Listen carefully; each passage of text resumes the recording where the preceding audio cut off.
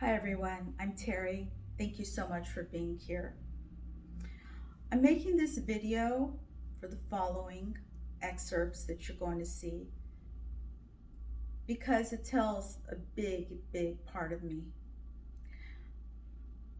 You've all known me on my social media as the most passionate animal advocate, and that's what I am, and that's what I will always be, and I love it. I love it. Animals are the love of my life. And in so doing for animals, I feel it's really important for people to know me as an individual as well. Everything that I do is to bring attention to my public persona so that I can bring more attention ultimately to animals. The following video that you're going to see tell a lot about me as that individual. It was a long time coming, and what precipitated it was sooner than I had anticipated. But now I've done it, and I'm proud of it um, because I no longer have to hide anything about myself. I want people to know the truth because it's made me the strong person that I am today, and that I'm so grateful for. Thank you so much. Hi everyone, I'm Terry. Thank you so much for being here with me. I'm making this a really important video for myself and for anybody else who's been through a traumatic life. I've come out of it stronger and far better than I ever thought that I could, and I'm very proud of myself for that. The video that you're going to see after this is very important because it shows you a different side of traumatic parenting. There are those of us who have been through difficult upbringing with toxic parents, and then there are those of us who have had toxic relationships, such as narcissistic children. Me, I'm in the middle. I've been through both. But I also thank my past because it's made me who I am, and that is a much better person. Some backstory. I was brought up by toxic parents, mother and father. I was born in New York, but I've lived in California all my life, and my parents are Persian, just for the record. Not that it matters. Just want you to know a little more about me. And they were highly narcissistic, and they intentionally inflicted a lot of emotional, physical, psychological injury on me. And for that reason, I grew up dysfunctional and damaged. And because of my damages, I have taken different roads. Some bad roads where I've made a lot of mistakes, and now good roads. But it's still a journey. I want to say that I no longer feel the need to hide the past with my children. I'm a mother. The thing is that when you're strong, it brings about another side of life, and that is it makes enemies, because toxic people fear strong people because we're everything that they'll never be. And because I've stood up for myself, and because I've been and am strong, I've made enemies. And one of those enemies, her name is Tori Ann Bruce. She found me on the internet and clung to me and stalked me on the internet for a long time. She had at one point taunted me, telling me that my children will never love me, and that I'm just not it. She was only right about one of those things. My children don't love me, but that's because I grew up damaged and I attracted their fathers. I attracted narcissistic people. Now I'm better. Now I don't do those things.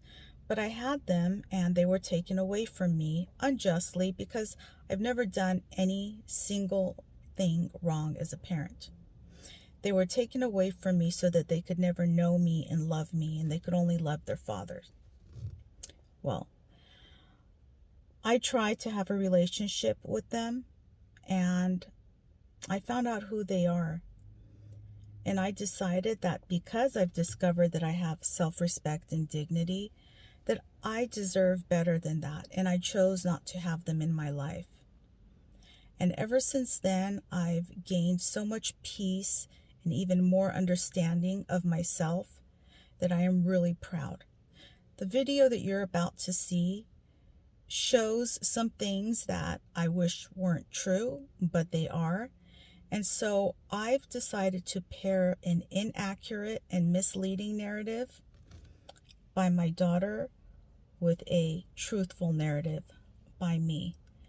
And when you watch, just know that healing is possible and there's always a better day. Thank you.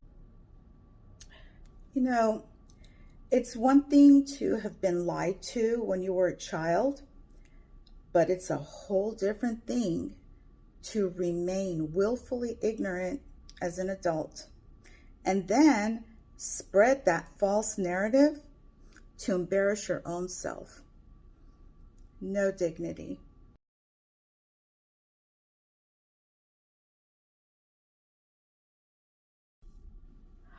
By the way, you're not an only child. Or did he not tell you he has twin daughters by another inmate? Now the secret is out.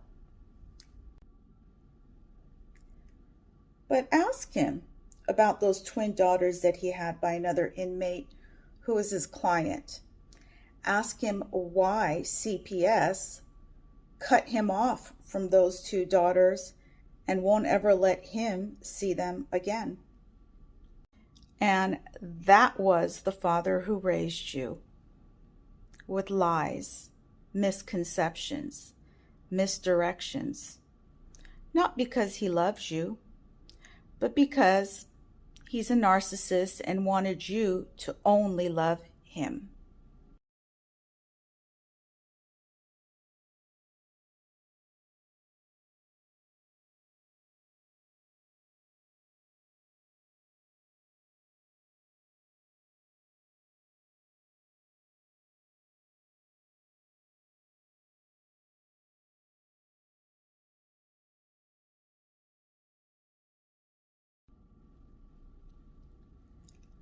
And now you know why I chose to have absolutely nothing to do with you once I found out who you really are. See, there's only one of us who came out of this with self-respect, and that one wasn't you. Because we all make mistakes, and I'm no exception. But those of us who are above the fray choose to rise above and learn from them and become better people. But evidently, you weren't one of them. Your father is an attorney, right? Well, look him up on the internet. The truth is all there about what he did, and now he's been exposed. How do you really feel, though? Think about it. What's worse? A mother who made innocent mistakes that had nothing to do with you, or a father who chose to rape women, especially his clients, and then have a child out of that rape, and then lie to her, and then, get this, a child who chooses to remain ignorant and make fun of her own self. I'm so glad that I don't have that in my life, and that I could and did better. And at the end of the day, O'Hara, our experiences are what shape us and make us the good people we are. Too bad you'll never know that. Because, bottom line, it's self-respect and dignity that mean everything. And it's the legacies that we leave behind.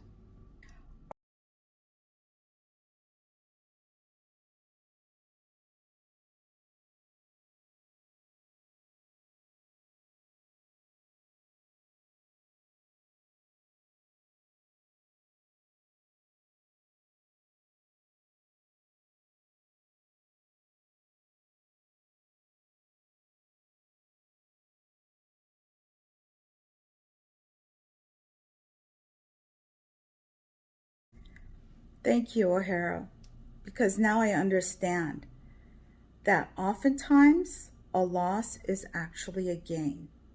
And when I chose to let you go and put you out of my life because I did learn who you really are, and that's not a good person, I gained so much more understanding about myself, which was a great thing, and so much peace and serenity and a chance to give even more, so that one day I know that I personally am leaving behind a positive legacy.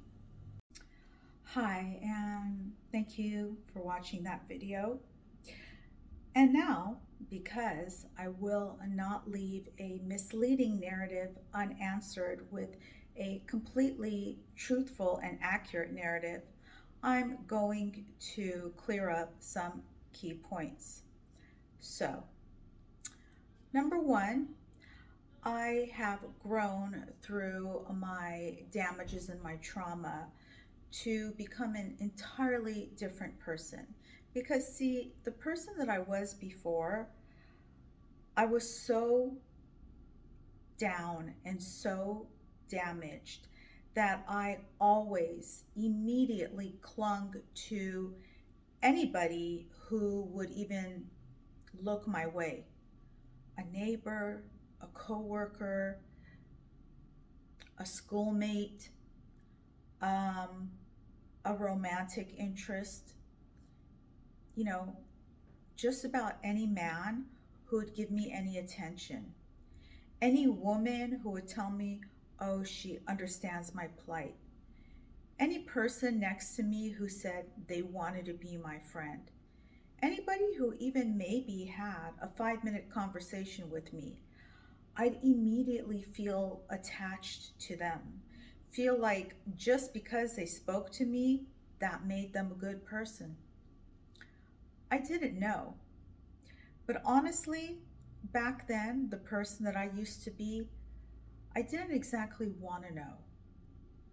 I preferred to stay in what I hoped and project that onto people. Even more so, I would project onto people what I had in my heart, which was wanting to be loved. So I would hope, and then I would tell myself that, oh yeah, they really are friendly. They really do care about me. They really do love me. And that was never the case. See, I was that damaged. The person that I was before versus the person that I am now, day and night difference. See, the person that I was before is the person who was a product of her upbringing by toxic parents. My parents always, intentionally, yes, with intention, with malice, even when I was a child, even when I was about 1, 2, 3, 4 years old, and yes, I remember all the way back then, would cuss me out, would curse me out, would tell me that I was no good, would tell me that I was nothing, would even wish physical ill on me. Yes, my mother, my father, my uncles, my grandparents. That's the family that I had. And that's the family that I felt I was stuck with. Did I believe the things that they said to me? Absolutely. Did it bother me? Absolutely. At the same time. But those were the things that I was led to believe in my child's mind. So that as I grew up damaged. I grew up stealing. I grew up wanting and needing. Well, I wanted and needed for a reason because I was never given anything. My family had money, my family had the means, but they believed in depriving me, not because they loved me and wanted me to have a sense of a value of a dollar or to work hard to earn what I had. No, it wasn't that at all. They were toxic. They believed in depriving me of even school supplies, school clothing, treats. I barely had meals growing up. We certainly didn't have sit down dinners together. And I was cussed out even then, trying to eat a meal as a child. This is how I grew up. I grew up thinking that I didn't deserve any better. I grew up thinking that any attention, well, it was some attention, even if it was bad and I felt that it was wrong, which it was. Well, it's attention because that's all I'll ever get. Those were the lies that I was led to believe. How do you grow up like that? Well, that's how I grew up. Because if you know, you know. I grew up believing that even if I should have better, I couldn't get better. I couldn't obtain anything better. And when it came to relationships, I attracted exactly what I had in my family.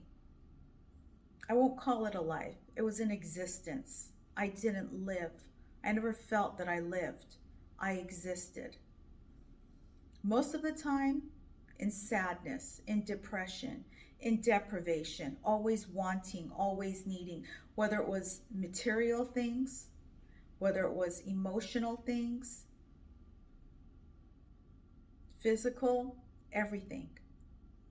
And in that way, I attracted what my parents were. I attracted those toxic traits in romantic relationships, in everyday general relationships. See, there was a time when I lived in Los Angeles, California, specifically in Hollywood at the time, and I became pregnant for the first time in my life with my daughter, Lana. And I lived in a studio apartment. My father's reaction was, well, I'm not going to pay for that apartment anymore, so you have so much time to move. He didn't care that I was pregnant. What did I do? I turned to stealing because I wanted and needed to have things for my child. I stole, and I was arrested for that. And I was sent to the county jail in Los Angeles for that. And I gave birth at USC County Hospital, unfortunately, with extremely high blood pressure, preeclampsia, all alone. I'll never forget it. And when I had my baby, I didn't give up. I made sure that my baby went to a family, as difficult to impossible as it was, in the county jail. Back in the county jail, phone calls were limited. We could only make collect calls. I fought tooth and nail. I befriended a nurse there who let me use the phone for staff employees only. She did that at the risk of her own job. What did I do with those phone calls? I called everywhere to make sure that my baby would not go in the system. And I met an attorney. That attorney gave me phone numbers, and I called more people and more organizations to make sure that my baby did not go in the system, and my baby didn't go in the system. My baby did go to another Persian woman, and that woman happened to be narcissistic. Enough so that even when I was released from the county jail, trusting her so much, she turned around and took my daughter from me permanently. She adopted her away from me, even though I fought tooth and nail legally in the court system for her. She took my daughter because she wanted someone to love only her. And throughout the years, I did everything to have a relationship with my daughter. But my daughter grew up in an environment that taught her narcissism, that taught her that she shouldn't associate with her mother because her mother was in jail, not because she had done anything wrong as a parent, but because she had stolen. That was wrong, and I take full ownership for that. But it had nothing to do with me as a parent. Okay. As recently as about 3 years ago, I found Lana. I tracked her down, and I went to her house, stood on her doorstep with my heart in my hand. I'm back again, and I love you, and I want to have a relationship with you because you've known all along, because I've made sure that I'm your mother and that I love you.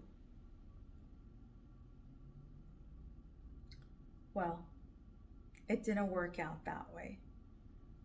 And in the process, I also found out who she is. She's weak. See, I'm strong. I'm courageous. The fact that I've been through some serious, serious fucking hell in my life, and I've made it this far, which is extremely far, and I'm so proud of that, doesn't mean that other people are strong or courageous. They're just not built that way. And it happened that just about a month after that, I was contacted by O'Hara, the subject of this video. My daughter O'Hara, who is just about a year younger than Lana, found me through Instagram and contacted me. And even with the experience of Lana, I was so overjoyed when O'Hara contacted me. Again, I stood in front of her. I told her everything that had happened in my life so that she would know and understand. At least that's what I hoped. And then I found out who she is. She's a product of her upbringing, which is a narcissistic father, which is who I attracted. How did I attract him, though? Well, interestingly, but not positively, I attracted him when I was that very, very day and night different person. That damaged, feeling so little, so alone, so vulnerable person. Yes, that person who was still in the county jail after she had had her first child, Lana. Shortly after, while still in jail and in lockdown, because jail is not a good place. I was in lockdown, side note, because I kept getting moved around. It was hard to adjust to being in a county jail, to being in prison in the worst jail system. It's already not a good place, but it was worse than any other jail in the world, and there have been articles about it. I met Jeff Dominic Price, O'Hara's father, soon to be father, in the county jail. He was my attorney. I was in lockup. I was terrified. I was alone. I was vulnerable. I was seeing about the welfare of my daughter Lana every day, worried, concerned, sad, depressed, and not knowing better because I was damaged. And here he came along and he hit on me. Oh, he hit on me big time. While he was my attorney, he violated the California state bar rules and he became more than my attorney. He aggressively initiated a personal romantic relationship with me while I was locked up in that county jail. I was vulnerable. Again, I was terrified. He promised that he would help me with my daughter Lana. He promised he would post my bail. He promised he loved me. He promised a lot of things that he didn't do. After a very long time of coming to see me 3 times a day, every day in that jail, and it's a matter of record. It's a matter of documentation. After a long time of angering all of the jail staff because he came every single day, so many times a day, and abused his legal attorney visitation privileges. After a very long time of the jail staff discovering that he was not just my attorney and I was not just his client, I was his girlfriend, his victim. Even they, some of my enemies, because jail staff are most of the time nothing nice. Even they at some point told me to dump him. And I didn't, because I had no self-confidence, because I was so beat down. So after that extremely long time, he grudgingly posted my bail. He didn't post it because he had promised it, although he did promise it, and he even tried to get out of it. He posted it grudgingly because he had plans for me.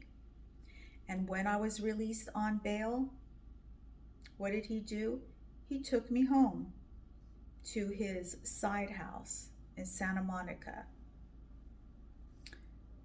He didn't ask me if I was hungry or thirsty or needed things, although anybody, including him, would know common sense. Of course I was hungry. I was starving. Of course I was thirsty. I was famished. I was thirsty, literally. Of course I needed things.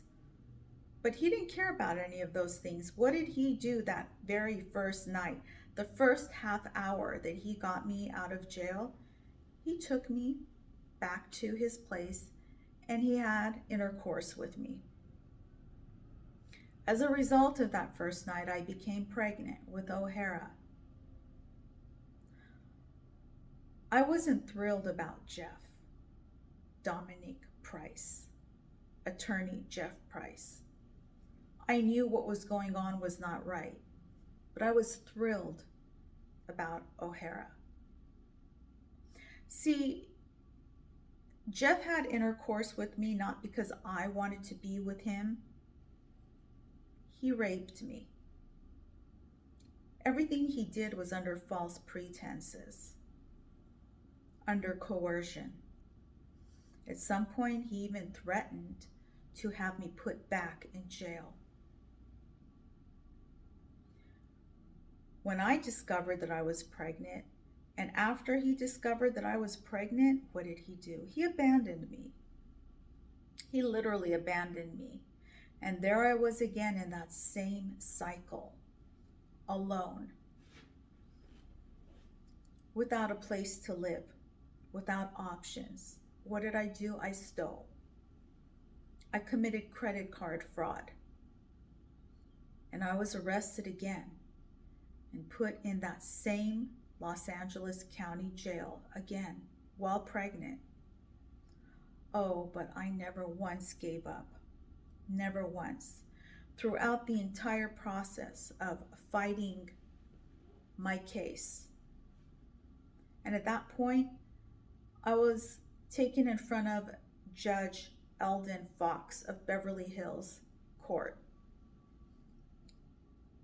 At that time, he was the judge. And I fought to make sure that my daughter would not be born in jail. So here we are to clear up some more key points. See, in her video, you see the caption, the text on her screen. It says that, in parentheses, I'll put it, her father told her, and then the caption, "You were almost born in jail." That's absolutely not true. Wasn't even remotely true. Why? Because every step of the way, I stood up and spoke for myself. I fought to make sure that my daughter would not be born in jail or even the county jail affiliated hospital. Jeff didn't do anything. Jeff didn't pay for anything. He wasn't willing to. I paid for everything with my own resources. I asked repeatedly and made sure that I got the court order from Judge Fox to be transported to Cedars-Sinai Hospital at the time, my personal hospital, and my personal obstetrician, which at that time was Dr. Barry Brock, so that my child would be born in a better private hospital under the supervision of my own obstetrician. She also made another video before that saying that she was raised as an only child by a single father. Well, that's not true either. Her father was not single. He actually was engaged to me at the time. I was in jail, and then when the case was adjudicated, I was sent to prison. And he begged me, as we were back together, to marry him. He proposed and begged me to marry him. But I was starting to wake up. I was starting to see who he was and what was really going on. And I refused to marry him. And when I refused to marry him, he filed paperwork in court and used his position as an attorney and his personal relationship with another male judge, make of it what you'd like, to unfairly gain an advantage over me by not serving me with the documents that he was legally supposed to serve me with, and that way to proceed to have all custody taken from me, for me to be stripped of my daughter with no justification. I had done nothing wrong as a parent. I had absolutely no parental misconduct. But he took my child away from me, unbeknownst to me, because I was not served. And he lied on documents that I was. And that's how he stripped me of legal parenthood. That's how my second daughter was taken from me. Life was a journey, and it's still a journey. Even though I was starting to wake up, I had a lot of learning and a lot of growing up to do. And so it went on. When I was released from prison, also unbeknownst to me, there was a restraining order against me by Jeff Dominique Price, attorney Jeff Price, because he only proceeds with unfairness and illegalities. So he also, unbeknownst to me, before I was released and still in prison, filed a restraining order against me, thinking that would keep me from filing to see my daughter. So when I was released, I found out that there was a restraining order against me by him, put in place illegally. And the judge who put that in place didn't even know that I wasn't ever served. So I went and I contested that. And the judge agreed to have that restraining order canceled in a matter of about approximately 3 months, because he could see what was going on. And after that, I filed in court for my child. And Jeff fought me and used his position as an attorney to continue to fight me for years. Meanwhile, I was also fighting for Lana against the woman who had her. What did these two people do individually? They used the unfair advantage. They simply used my arrest history and my incarceration, imprisonment history against me. Unfortunately, in California, even though it's not fair, there's a lot of bias and prejudice. And that's how they took my children from me. And I still never gave up. Let's fast forward to when, about 3 years ago, O'Hara contacted me. And I was open arms to her. I was loving to her. Because I didn't hold anything against her. And I went by her wishes. But in the process, I found out who she really was and is. A very weak person. Person who judges. Person who uses bias and prejudice. See, as I said in the previous video, it's one thing to be lied to when you're a child and you don't know any better. When you grow up and you're an adult of at least 20 years old, you're in college, studying to be a surgeon. Well, at this point, you do know better. You do know the truths, especially when I told her the truths. But see, weak people are not built the same as us. We come through our challenges and our traumas and our damages stronger than ever. Narcissism and toxicity cannot hold strength. They're not built that way. I'm not going to go down a rabbit hole because I don't need to. But I will stand up for the truth. And I will combat an inaccurate and untruthful narrative with a completely accurate and truthful and factual narrative as the one that I've set forth. See, having children doesn't make you a woman. Having children who stay with you and even love you doesn't make you a woman or a man. See, I've known a lot of people because I have so much experience through my life. And now I live, whereas I used to only exist before, because I'm a different person now and I could never be any other way. And I'm so grateful for that. See, I've known a lot of people who have children, men and women, and their children have been with them. They've never lost their children. But those parents are still toxic. Well, let's take my mother. She had me. I no longer talk to her and don't want to, don't have that desire, and would never let her into my life. Just as I've put out my daughters and would never let them into my life, because I realize something now. Well, I realize a lot of things. One of the main things that I realize is that I am worth so much more, and I deserve far better. Oh yeah, I'm worth it. And I refuse to let unworthy people into my life to disturb the wisdom and the peace that I've gained learning.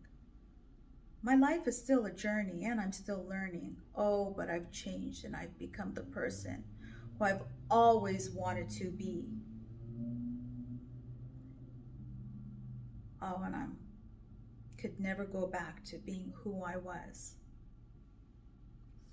See, it's not having children or even having children who love you, who make you a woman or a man. It's having strength to endure, to pull through, even when you think that it's all against you, and it is.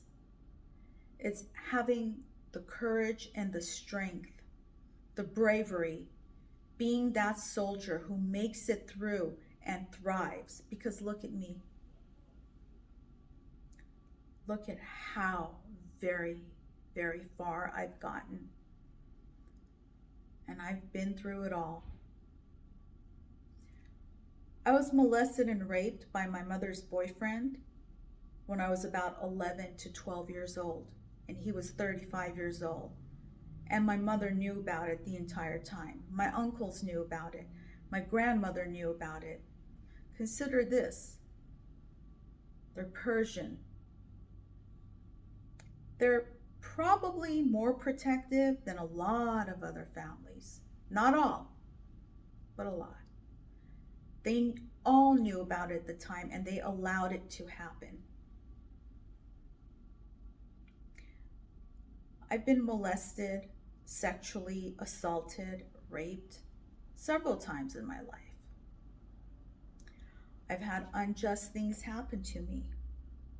I've done wrong and I've been wronged in so many ways. But I've come through it with flying colors. If it was back then I was standing at the bottom of this mountain and somebody told me what was ahead of me, I would not have wanted to climb it. But now, having had to climb it and endured and gotten to the very top and looking down and around at everything, I'm glad. I'm glad it happened because everything has made me everything that I am. I'm not angry at Lana or Hera. I'm actually appreciative for seeing them for who they are early enough that I now have the rest of my life ahead of me. Early enough to see and accept who and what they are, and to know that I am so good that I deserve far better and that I will not tolerate any of that. And to this day, I don't have any desire for them.